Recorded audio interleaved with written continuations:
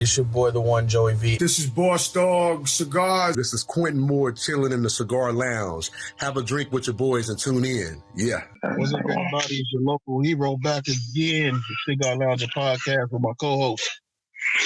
B1, aka the Altar. Bring your problems to me. Bring your problems the fuck over there. All right, so we got a special guest, man. I think this is our second musical guest we got on here. Blues performer. Plays a mean harmonica. I heard you on the harmonica.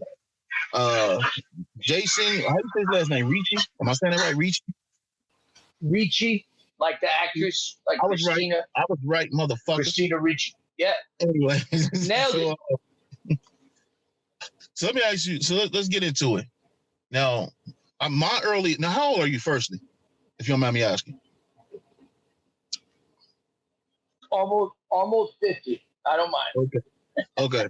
Because I remember my earliest memories of music is at my grandma's house when she was listening to the Paul Butterfield band. She was listening to Muddy Water. She was listening to Howlin' Wolf, B.B. King. So those are my earliest memories. Yeah, man.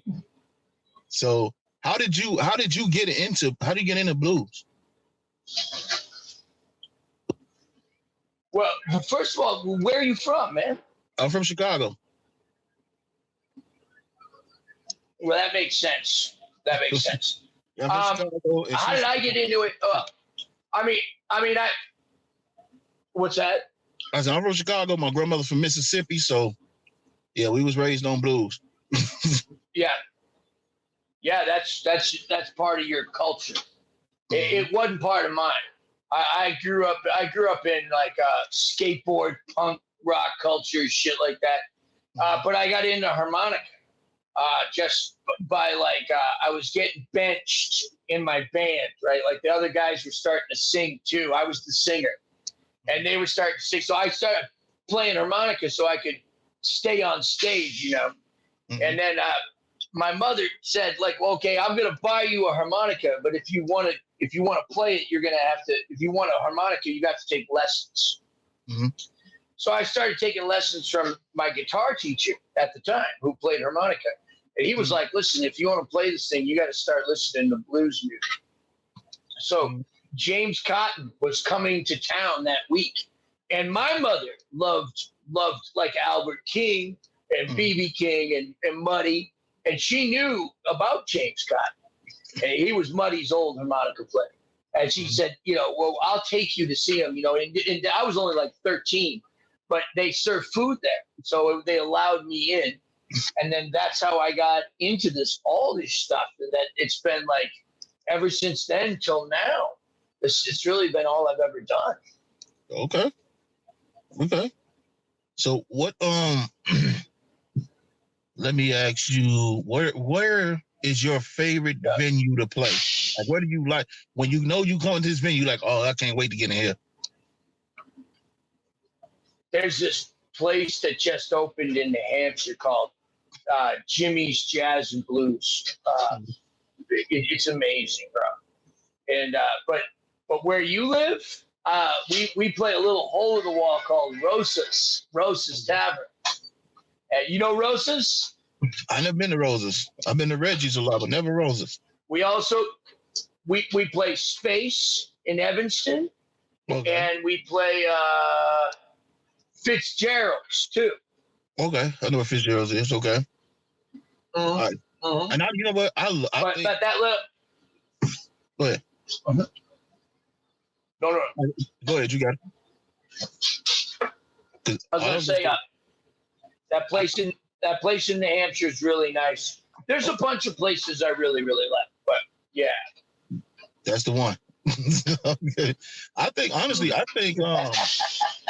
live music, like especially if it's good music, man, it really helped with the smoking experience. Like whenever I'm in certain places, man, you always putting on the jukebox, playing something nice. So, what got you into cigars? Because we see you're a big cigar smoker. What got you into that?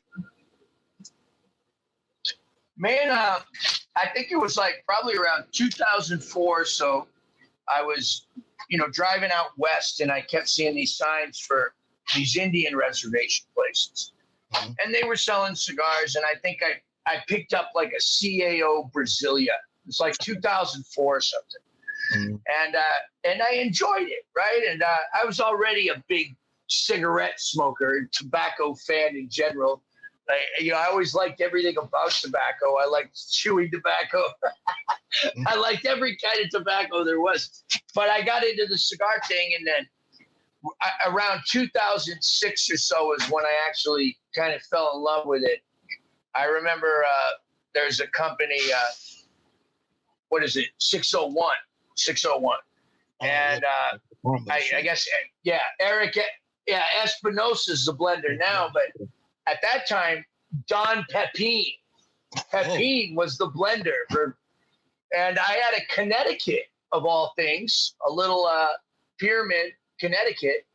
And, man, I just fell in love with cigars that day. I bought the travel humidor and learned about, humidification. And I've been smoking ever since, but really, the last 6 or 7 years, I moved across the street from a cigar blender, right? That's where this bus is right here, know.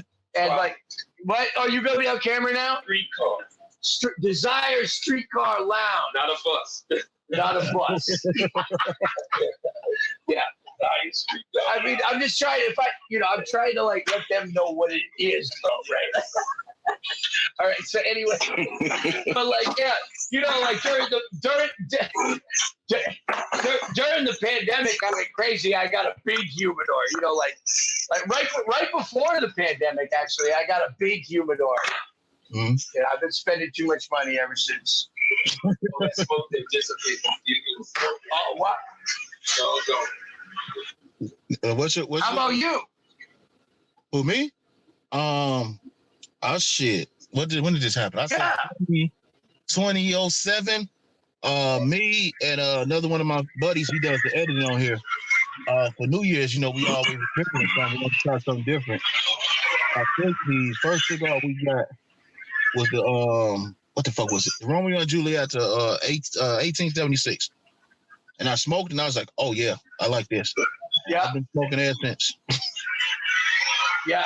I don't say that. Yeah. Pretty much the same way.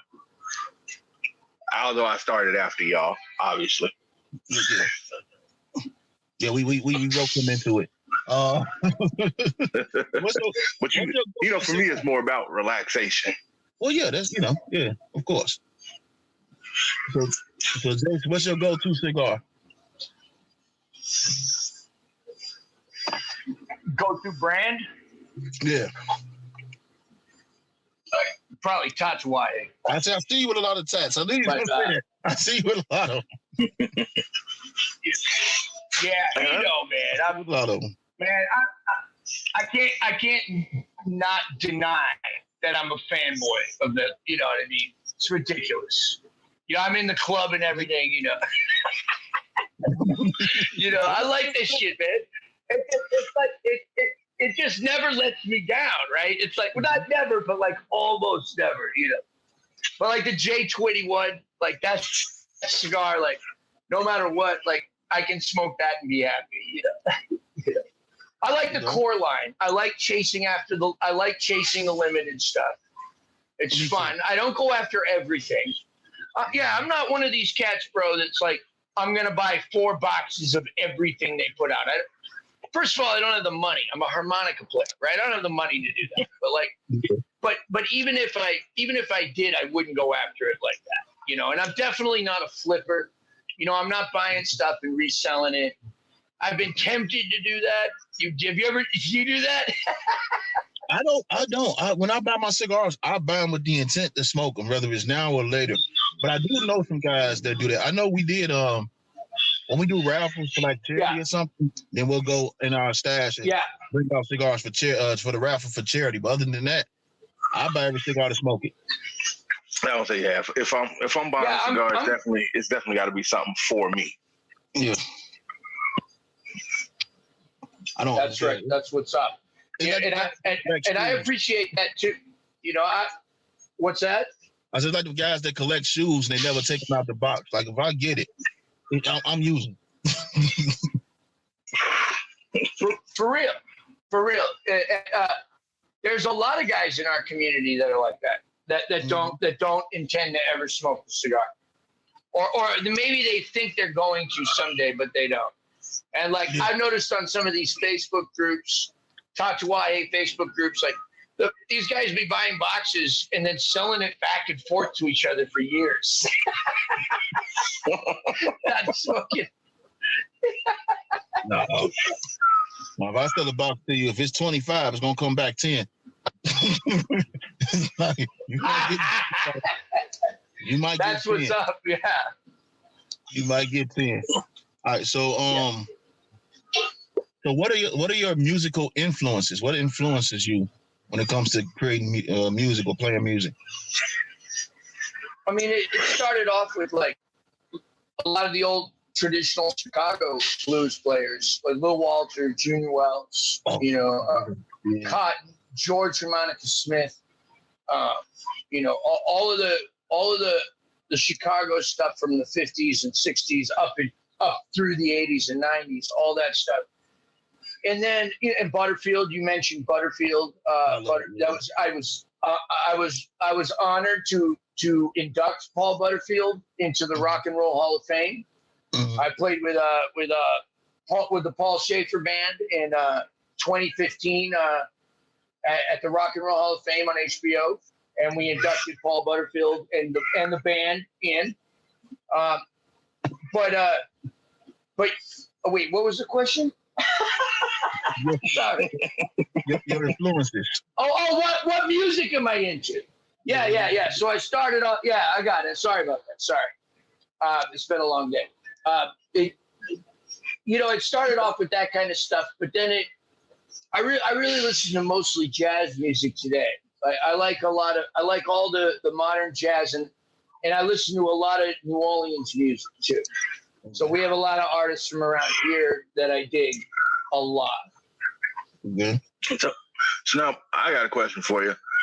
So being a harmonica player, is it hard to find places to play? Like how different is that than being, like you said you were a singer before. So how much of a difference is that for you? Like, far as finding like work and stuff like that, playing a harmonica versus singing? For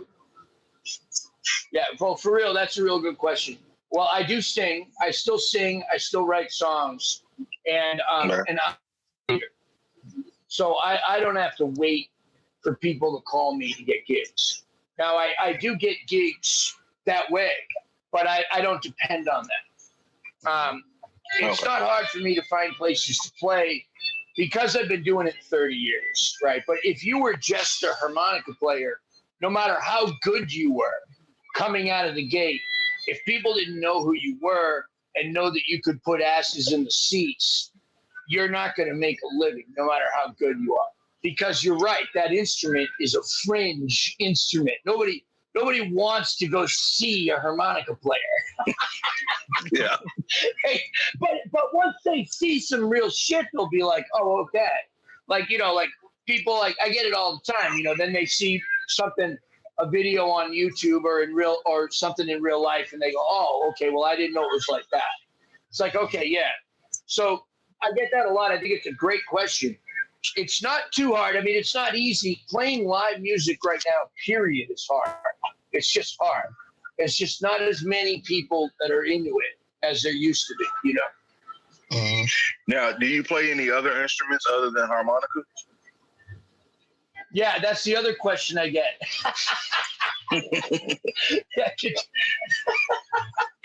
yeah, but not really. Like I play guitar, right? And but I don't play it at the show, right? I hire a guy who can play better than me. Okay. So let me ask you a question. If you could perform with anybody, living or dead, anybody, who would be that person that you would love to get on stage with?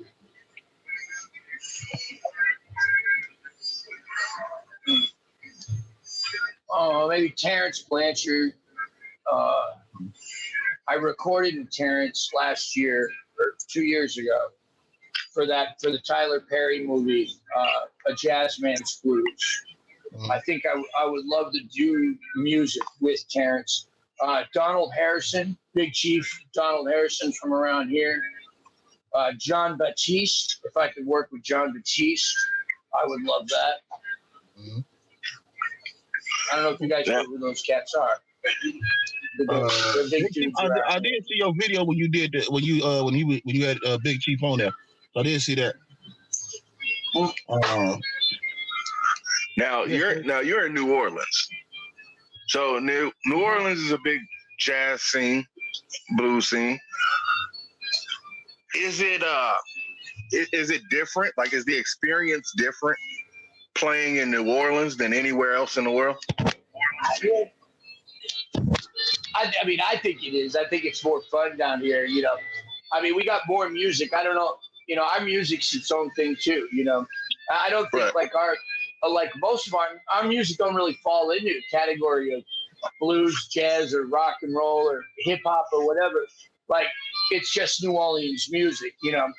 And I mean, you know, look, I mean, you know, you got the city's 88% black. So it's going to be hip hop, blues, and jazz influence no matter what.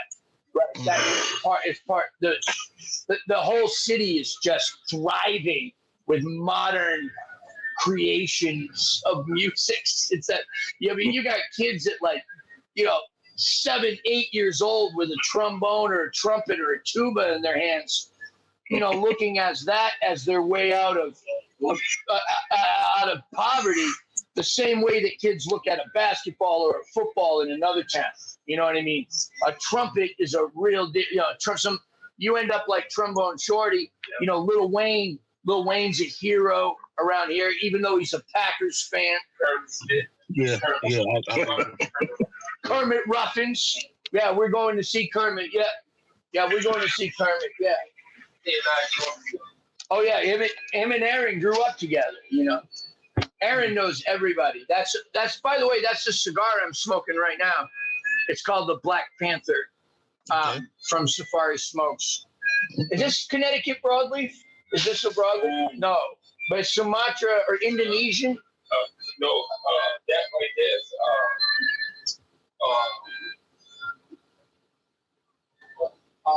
no, that is a broadleaf. That is. Broadleaf and then like a Sumatra binder, right? I think. Metafina. Oh, Metafina. Hey, but yeah, Aaron rolled this.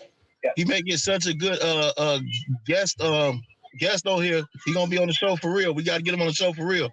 He said, "Man, I tried to get him to come on. I tried to get him to come on with me right now. They want to get you on a guest too, man. Come on, Eric. Let me put the headphones on. So here, you get jump on there, say. Hello. What's up? How you doing, man? These are some noise canceling. I'm doing fine. And you? I'm good. How you like the atmosphere over here?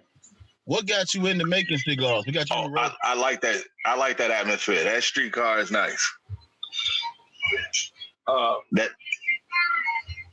Thank you. I got out of college. I was working for a company on the Riverwalk, and I wasn't into cigars then. But I got tired of the people on the boat getting off that goddamn vacation boat ship, asking me where's the nearest place to buy cigars. So I had to open up my cigar shop. I did a lot of research about cigars, binders, and all that, wrappers, sizes, torpedo, panatella, perfectos. I did all my research. Then I made my first humidor, and from there it took off. That was back in '96. Oh, when I opened up my first cigar shop. It was that was in Riverwalk in New Orleans. And then I went upscale to Canal Place in Orleans too. Yes. So it was really the market that pushed me towards it. So I was doing that for like maybe, I did that to like maybe 2001, 2001, the recession hit. And that, that brought a lot of lot of people disposable income down, so I shut down. I started another business. I retired from that business. Before I retired, I was doing wiring. I was a wire specialist, and I was doing wiring for companies, nightclubs and things like that. So cigars had came back, and they was telling me, man, we want to do cigars. We want to do cigars. We remember your cigar store and stuff like that. But I never wanted to go back into retail. But before I left, Cigar Factory came in, and I got in good with their people. And one of the nephews taught me how to hand roll cigars. Okay. So I was hand rolling cigars for myself for about 10 years. Okay. And then when the opportunity showed its face again, I said didn't want to do retail, so I started rolling my own. I didn't get perfected until about maybe 8 months later. I was able to roll the cigar for sale, and from that I went on. I bought all the equipment, press board, chavettas, everything, all the supplies.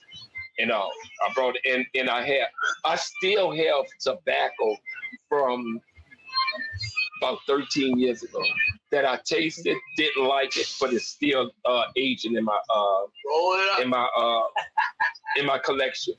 Yeah, so I still have tobacco from years, but I kept going from blend to blend until I figured it out. You know, a nice blend, nice full body, smooth cigars, and from there I just hit it.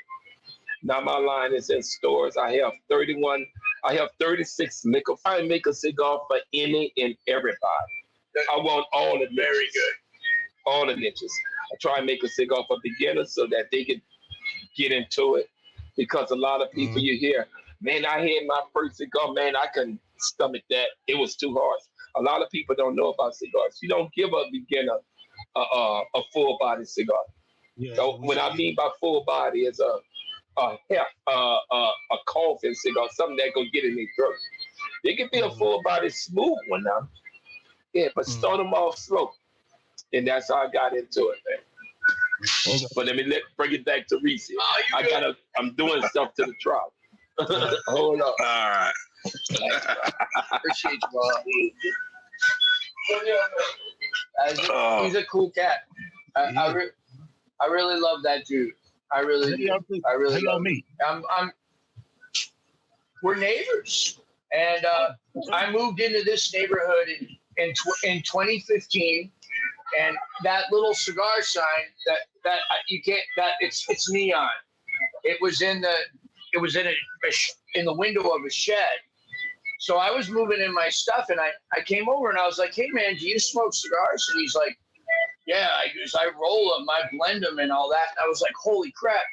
And he brought me in the shed, and it was, and there was all the little, what do you call the things that you put the cigars in? The molds. The molds, all the molds, like box press molds and other molds.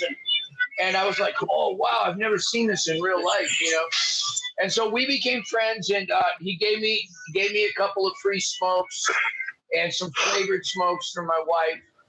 And then, I don't know, a couple years later, we started hanging out, right? Like, I started coming over and buying a lot of cigars from Aaron, and like That was during the pandemic. Yeah, because it was slow, and I was smoking, you know, I don't know, during the pandemic, I was able to smoke 3-4 times a day, you know. Right. Hey, that sounds amazing. Gentlemen, in this trial, we got 5 exhaust bits. What's that? We got 5 exhaust bits for smoke. Oh, yeah. Yeah, exhaust, and one of them. So, we well ventilated. Okay. See, I definitely got to get out to New Orleans, and when I do, I'm gonna have to find that streetcar. No, bro, you're not gonna. I'll give you my phone number. We'll hook it up, bro, and we'll take you out. And we have a lot of good cigar activity here. Like, we got a jazz bar called Dos Jefes, and it's a cigar bar.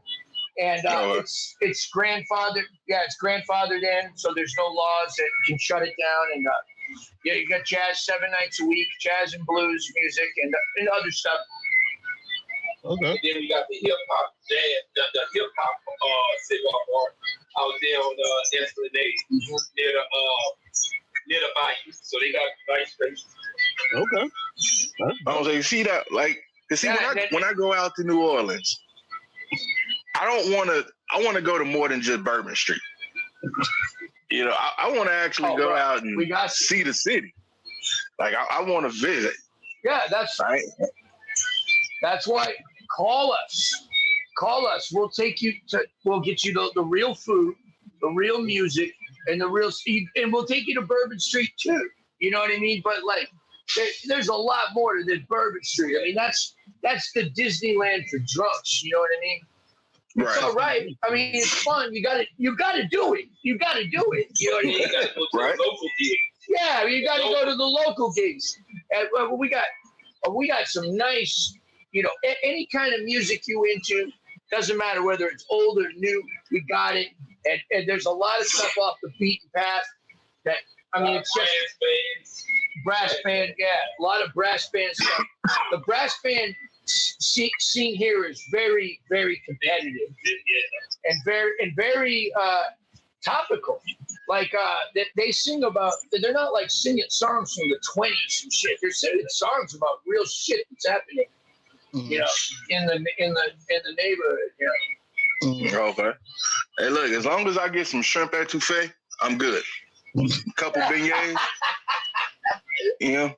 Yeah. We'll get you that. We got you. Yeah. I gotta have the I'll get you my phone number. I was say if I'm out there, I gotta have the etouffee and I gotta have beignets. I got to. And you gotta have Aaron Washington's wife's red beans and rice. Okay. Ask him what? All right. Hey, any of y'all been in a fraternity? No. They said no. I know a lot of fraternity people. I never played. So let me ask you this.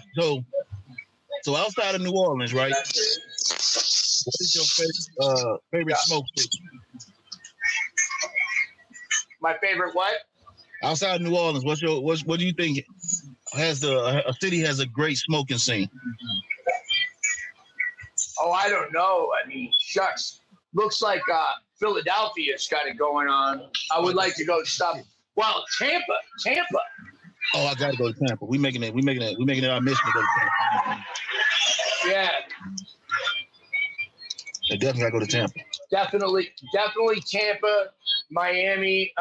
But Philly looks like it's got a good scene, and a lot of the stuff up in the Northeast looks like it's happening too. You know, like a lot of things around, like what's that place? That Buffalo place looks pretty good. Oh yeah, I've been there. I do get to a lot of lounges. Yeah. Where are you guys at right now? I'm located in Southern Maryland right now, but Buffalo got some shit. I'm in Kansas. Yeah, I see it's still light out there, local hero. No, yeah. Hey, yo, B1. Do you know? Okay. Yo, B1. Do you know Lee Mack? I do not. Lee Mack 912. Oh, Lee Mack, yeah, I talked to Lee Mack. You know who he is? Yeah, I know Lee Mack. That's like he's my big bro, man. I love that guy, man. I love that guy a lot. Yeah. We had a couple. I had a couple conversations with him. I would say this: if you go to Pittsburgh, a lot of people don't know Pittsburgh has a really good smoke scene. Like you could trip over. I know. Yeah, I've heard that.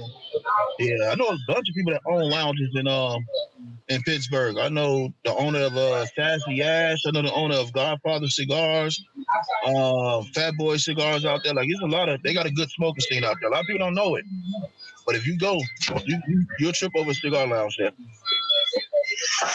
there's a lot. I mean, some of the distributors and big, like online retailers are centered out of there, aren't they? Yeah, that's because they have a tobacco tax. So every couple months, I go up there and grab me some.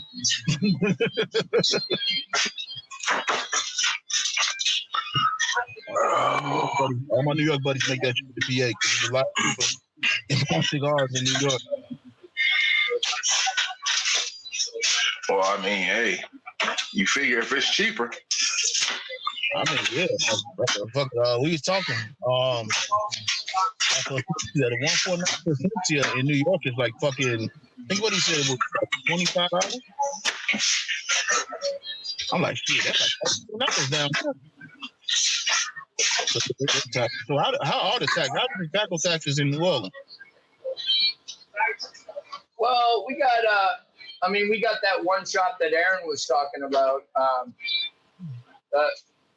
Nola Smoke Shop, I think, or what, where they roll their own tobacco and roll their own cigars there. And we have a few regular retailers, some big ones.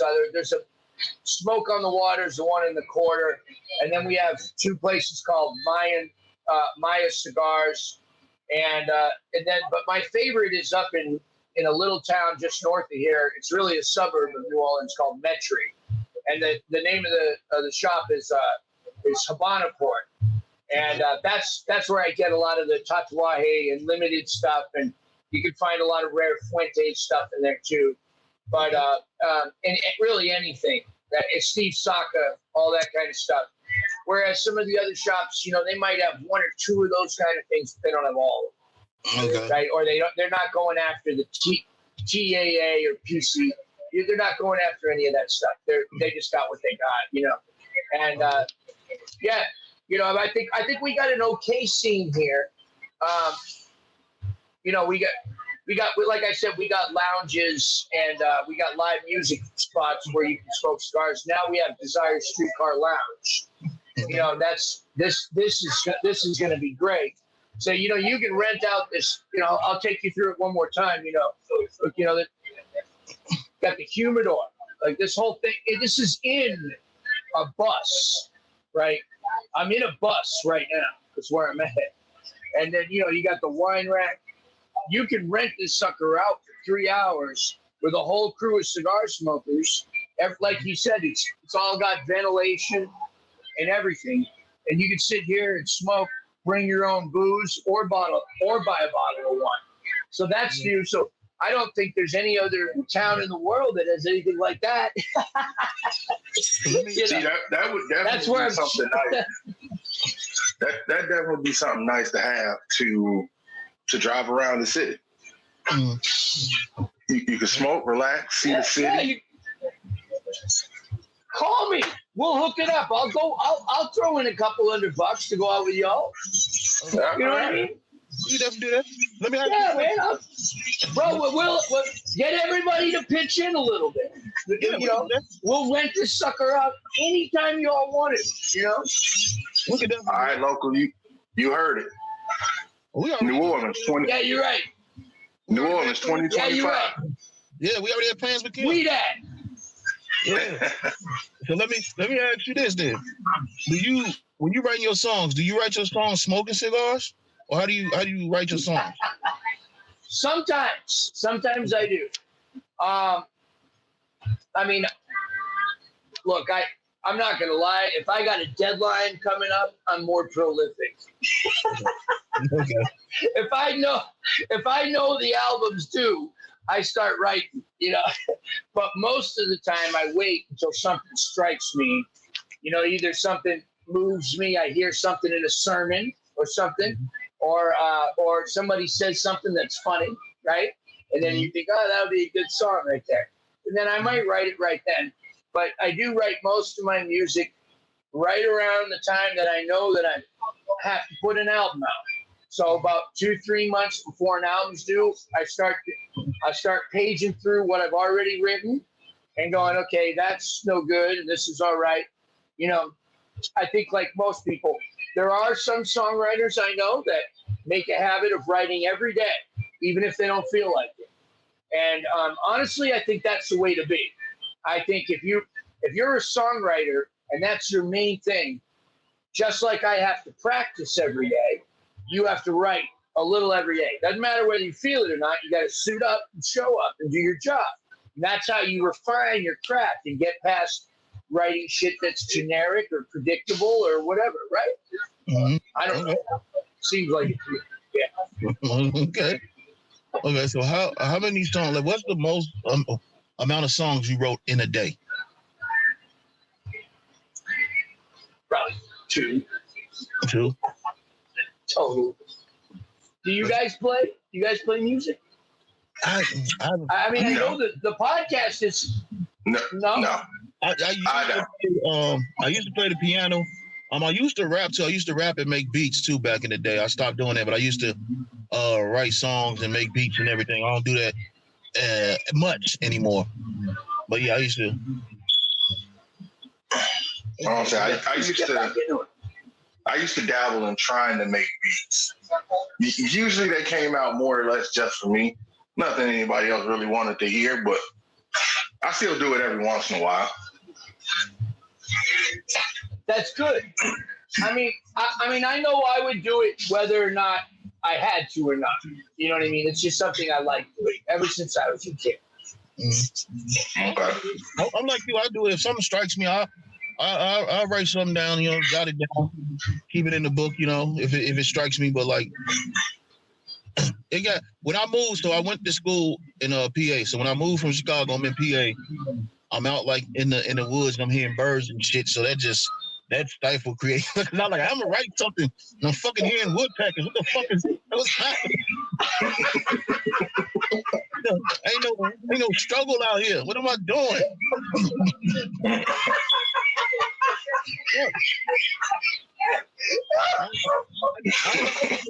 I'm telling you, my first time I heard, I was in the house the first time I ever heard a woodpecker. What the fuck is that? Like, that's a woodpecker. That's how they really. I thought they were off the cartoon. They looked at me crazy. You ain't never heard of woodpecker? What the fuck am I here? Woodpecker? And she go, no, I never heard of woodpecker. I know what the fuck that was. I thought Woody was blind. I didn't know they really make that sound.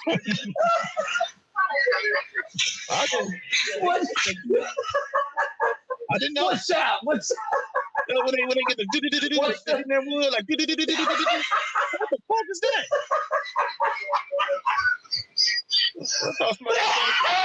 Who the fuck got a typewriter outside? Using that thing. They was like, no, that's not it. Oh, okay, shit. Fuck, I ain't know. Oh man. Like, our wild animals with squirrels and pigeons and fucking rats and shit. I ain't never heard of woodpecker. First time I seen the ground, I didn't know groundhogs got fat. I thought like that little groundhog. Yeah. I thought they just put them on steroids. I didn't know they really got fat until I got out there. I was like, damn. Yeah, they're fat. I saw one running across the street and he stopped in the middle of the run. Like they just stopped in the middle of the run across the street and pulled out an asthma pump. I said, this little fat ass groundhog right here. About to get ran over. I didn't know a lot of that shit, man. I didn't know a lot of it. I never saw a wild turkey. I didn't. True story. Because you grew up in Chicago. Because you grew up in Chicago. So where was this that you suddenly got exposed to all this nature? Yeah, I'm out there in PA, and I shit you not. I was with my buddy. We was actually in the city of Pittsburgh, and there was this turkey there. He said, "Man, leave that turkey alone." Hold on. Okay. So we was in the city of PA, and he was like, "Leave that turkey alone." I'm not fucking scared of no turkey, man. Fuck that turkey. So I chased it off, and then it came with his buddy. Man, them turkeys ran after us. We jumped in the car. We're like, go, man, go. The motherfucking turkey was trying to chase down the car. I was like, this shit crazy. I don't know.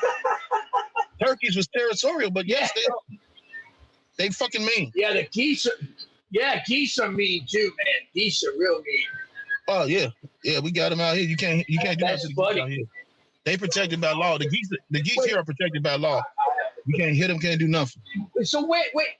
So when did you go to Pennsylvania? You grew up, born and raised in Chicago. Yeah, And then when did you go? I left Chicago in 28. I went to PA. I stayed in PA till like 2015.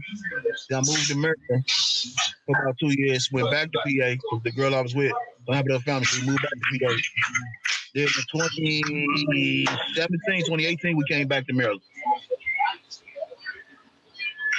All right.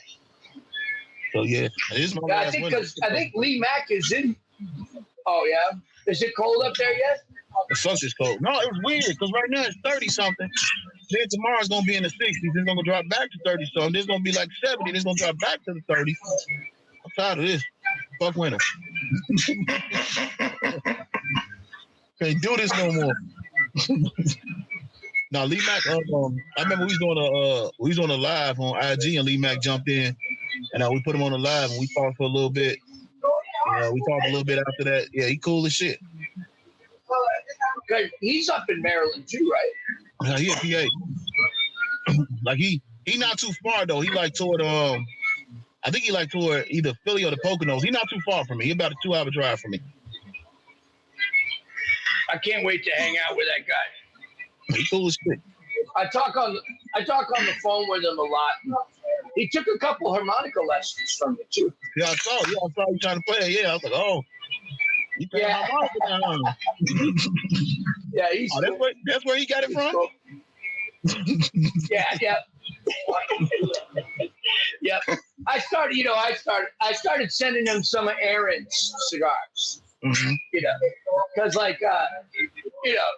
he did this podcast, and he did those YouTube videos, Yeah. and I was like, man, I'm just gonna send this guy a box of cigars to show my appreciation because I love listening to it. It makes me happy. The guy makes me happy, and so I sent him a box of some stuff that he couldn't get anywhere else, like some New Orleans shit, And he was appreciative, and he opened it up on the air, and he made fun of me, because I packed the box like in duct tape, He's like, I could tell that wherever that the dude who sent this box is poor.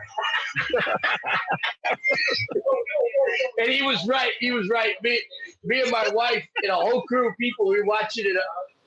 We was busted up, He was funny. So I like him a lot, man. I just straight up cat, And we started talking on the phone after that, just about regular day, everyday shit. And then, sometimes I'll make a video. I'll call him up, ask, hey, what's really happening?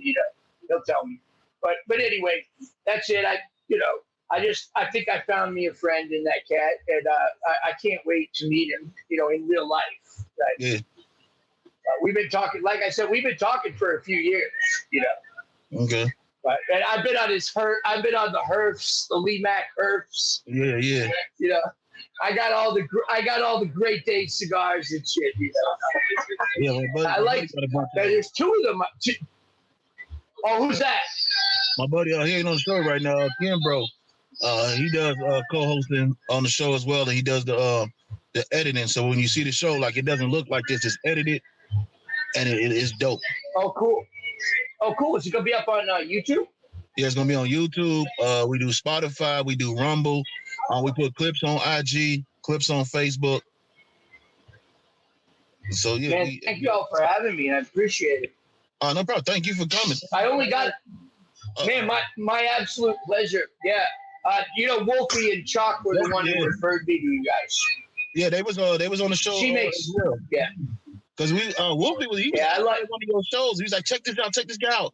This guy's gonna check it out. We was like, okay. He was live. Like, okay.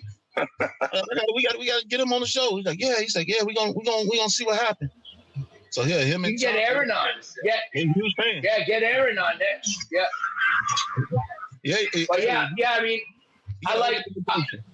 Yeah, go ahead. I said he got an open invitation whenever he's ready. What's that? He got an open invitation. Man, appreciate that. I will tell him, and I will send him the link. He's not very into the technology thing. So we can make it happen. We can make it. Definitely. You know, he's slow. Like I try to help him. You know, I try to help his business, but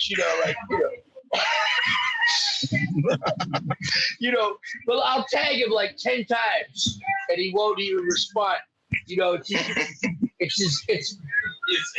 his little partner right there. That's the one that's running the whole thing, right? You don't want to come on, right? You don't want to come on. Your mom will get mad. Your mom will get mad if I put. He's 16. That's all. He's 16. You know, you don't want to be. But yeah, he does a lot of. That's little Darren. He's he does a lot of the technical side of stuff for Safari Smokes and Desire Streetcar Lounge, and he helped work on this bus too. But yeah, man, I really appreciate you guys having me on. It's nice. Chalk makes me laugh. I like her because she makes me laugh. You made me laugh too with that woodpecker shit, man. Dude, that's my first time. I ain't know what the fuck sound of woodpecker, man. Well, now you know. Yeah, I know. You a city boy. I ain't got to wonder no more. Now I know. City man. But I got about 9% battery left. I only got about 9% battery left, you guys. I got all right. Yeah, I'll have to bust off the So before you go, tell the people where they can reach you at. I don't think I got the you got the USB-C.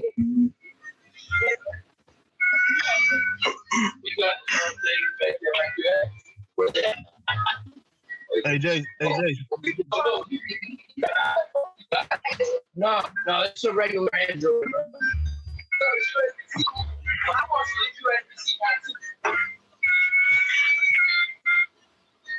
Hey.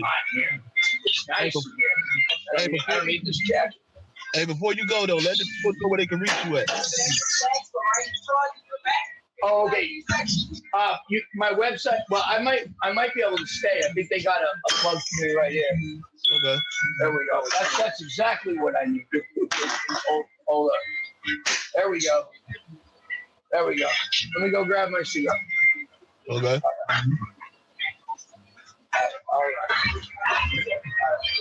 All right. We're good. Yeah. So no, you can find me on mooncat.org. I got a YouTube channel, just youtube.com/Jason Rucci. That YouTube channel got like 35,000 subscribers, all harmonica nerds, right? Where I just teach harmonica once a week on there. I make a pretty decent amount of my income from YouTube and Patreon. Okay. And then the rest I make touring. We just got back from 2 weeks on the road. We were just down in Florida, and then came back. I'm headed. I got some local stuff around here through December, and then I'm getting on a cruise ship in January and doing another little tour of Florida. I got a Northeast run coming up around you guys. Well, around the Maryland people, right? Mm-hmm. But I was just in Kansas a month ago.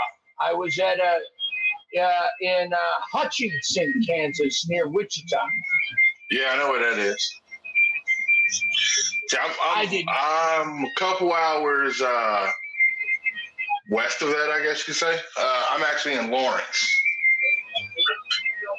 Oh yeah, Lawrence is like a college town, right? It's real nice, right? Yep, home of KU. Yeah, that's like, what? That's in between Topeka and KC, right? Yep. Yeah. Right in the middle. He gets around. He knows the location. I've been at it a lot of years in the van. So you got your tour coming up. What's next as a studio project? Well, we just got finished making a new record. It's number 4 on the Living Blues charts right now, the radio charts. Let me see. I think that's it. I think I'm going into the studio to I'm in the studio all the time for other people's stuff. But for my stuff, I think I'm going back in. I think there's a new band forming called DeSoto Tiger with two guys, a guy from up here and a guy from down in Tampa named Damon Fowler. And I think we got to record for that, but I don't know when. I don't have anything ready. I'm definitely not ready to go in there. I'm ready to go in there and blow harmonica, but I'm not ready to go in there and sing it and write yet. Not yet. But we're doing that now, getting ready for that recording. But that's the next thing, the DeSoto Tiger project. And then pretty soon, I got a pass for a while. I just put an album out September 29th called Behind the Veil. That's what's actually playing in the background here. Aaron's playing it. And that record's doing pretty well. That's on a record label called Gulf Coast Records. I'm a dinosaur. I'm still on record labels. I still believe in record labels. It's a lot easier for me. I don't have to mail the stuff. I don't have to hire the publicist. I don't have to do all that. It gets done for me. It's a great record label. The guy who owns it's a musician too. So if I get in the hole on CDs, didn't sell enough, or need the money that I sold to pay something else, he understands. So let me slide. Let me get another front until I can pay it back. So it works out all right. It works out okay. I'm very, very grateful. I'm very blessed. I owe everything to God. I really do. And I've been my own worst enemy over the years. I've had a lot of problems with drugs and alcohol in the Department of Corrections, and I've spent some time, locked up. And I'm glad I'm not locked up, and I'm glad I'm not doing that dumb stuff anymore. Smoking cigars is the worst thing I do. Now, we skipped over though. Let's go back to that though. Let's go back to your upbringing. Like you're from New Orleans. Let's give people a little bit of your New Orleans background. Well, I was born way up in Maine. Oh, you born in Maine? Oh, so yeah, born in Portland. I left home around 17, 18. I went out to college to study forestry. I wanted to be like a park ranger or something. It didn't last. It didn't take. I got into music. I moved to Memphis in 95. Okay. And from then, I've just trickled down south. I lived in Nashville for 10 years. I lived in Mississippi, and I played with Junior Kimbrough and lived with his son, David Kimbrough. And I hung out and played with R.L. Burnside in Mississippi. And then moved. That was up in North Mississippi near Memphis, Holly Springs, that area. Yeah. Right. And then after that, I moved down to Jackson. When I was in Jackson, this is around 95, 96, I started making regular trips down here to New Orleans. And then I was like, holy shit, I can't believe this place, right? Like, just 24/7 party, 24/7 music, cool people, everything. No, nothing's uptight here. Nobody gets upset about stuff. It was important for me to be in a city where the music was relevant and continuing to be being made. Not like a t-shirt store or like some blues bar on one street in one town. I wanted to be where the music was part of the culture. So it was important for me to come to a black city. And New Orleans is 88% black, like I said, and it creates its own music every single day. We average 167 live shows a day in this town. That's why I can't go anywhere else, right? Like, I will never leave here. I've been down here now 10 years or a little longer than that. And I will never leave. I'm a Saints fan. I got into football because of the city. I wasn't even into football. I love football. I love our team. even though we're having a rough year, I love us no matter what. You know, I love the food, like you said, the etouffee, right? The jambalaya, the crawfish, the gumbo. I put on way too much weight since I moved here. I just did the fried oyster po' boy, the shrimp po' boy, right, man? I mean, come on, man. I mean, you know, how do you not eat here? You know, You gotta eat. We want to thank you for being on the show. We're gonna go ahead and get up out of here. It's freezing this month. God bless you both. Yeah, see, I mean, it's not freezing here. Yeah. Sorry about all the loud cars, because I'm actually on the streets right now. It's freezing here. I'm gonna text you both. I'm gonna text you. I'll text you all my phone number and Aaron Washington's phone number. Okay. Okay. We definitely don't hear it on. We're gonna find a way to get God bless you all. Thank you. All right, thank Oh, you. yeah. You have a good one. Always, man, it's your local hero. Reminding you to blow your smoke like a goddamn gentleman. We out, y'all. Peace.